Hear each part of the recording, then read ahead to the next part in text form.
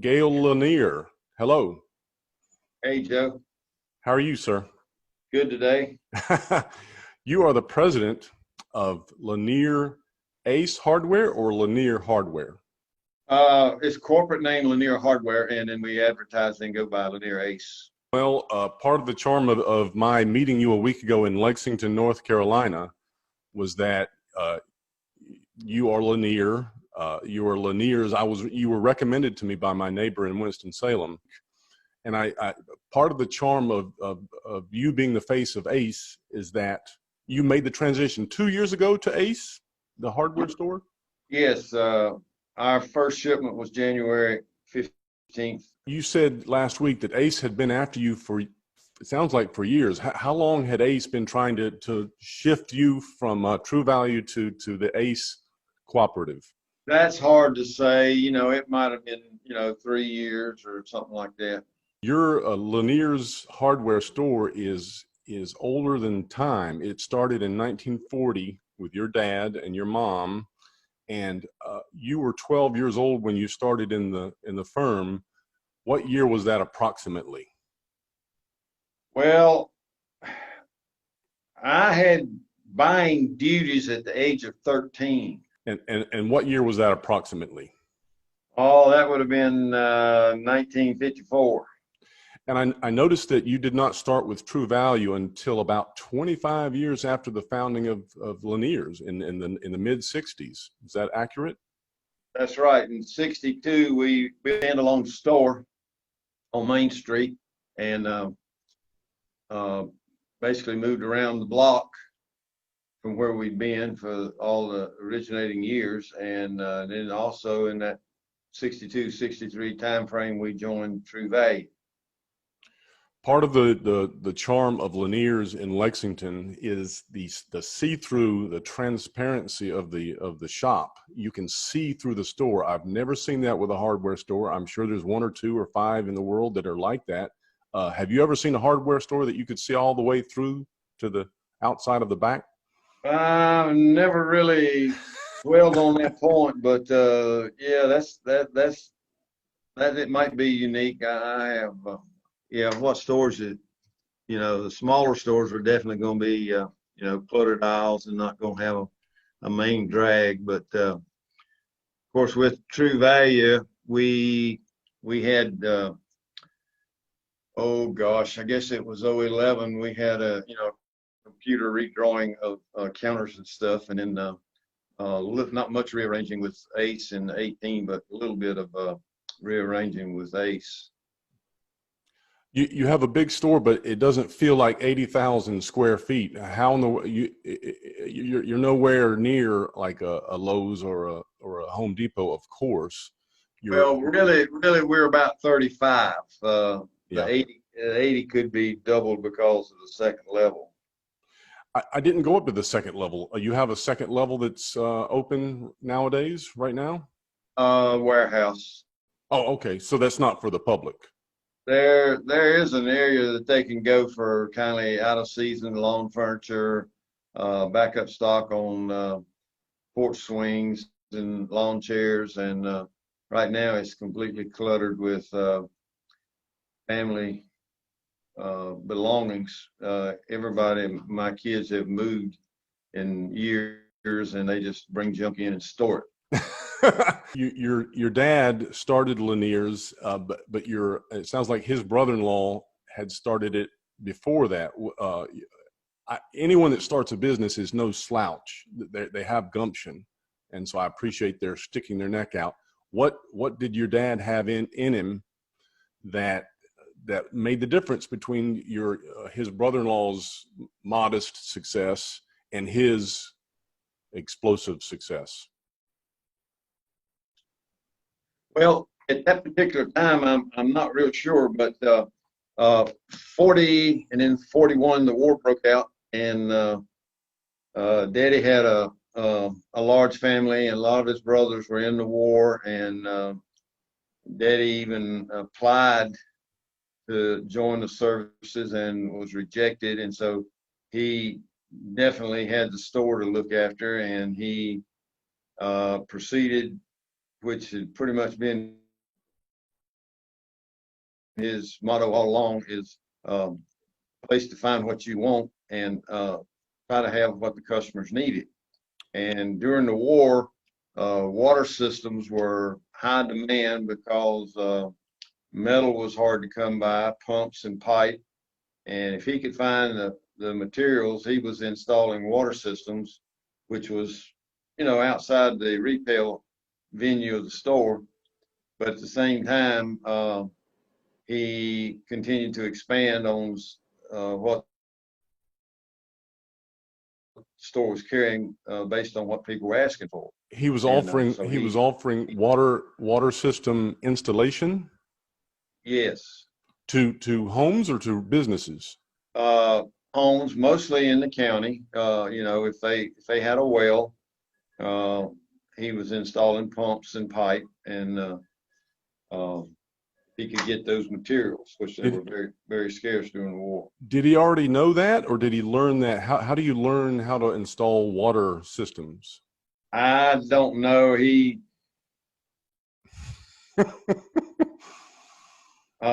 probably at some point had to go get a plumbing license from the state, and I don't know when that was, but I'm sure he did have a plumbing license later on, and when he got it, I don't know. Did he pass on any of his water systems knowledge to you? I was not technically a plumber, but I had a summer job one time of cutting thread and pipe for cattle barns out at the fairgrounds. I worked with a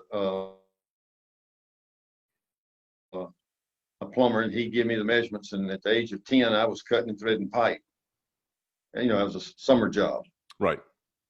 He always had me busy doing something, mowing yards for the principal or something. Well, Gail, what is the hardest part of running Lanier's in Lexington? What is the hardest part of the work? The hardest part, and the part that I find that I've never been able to accomplish is hiring appropriate people with appropriate talents, and maintaining their productivity on the job. We have good employees, but we have a lot of turnover, and it's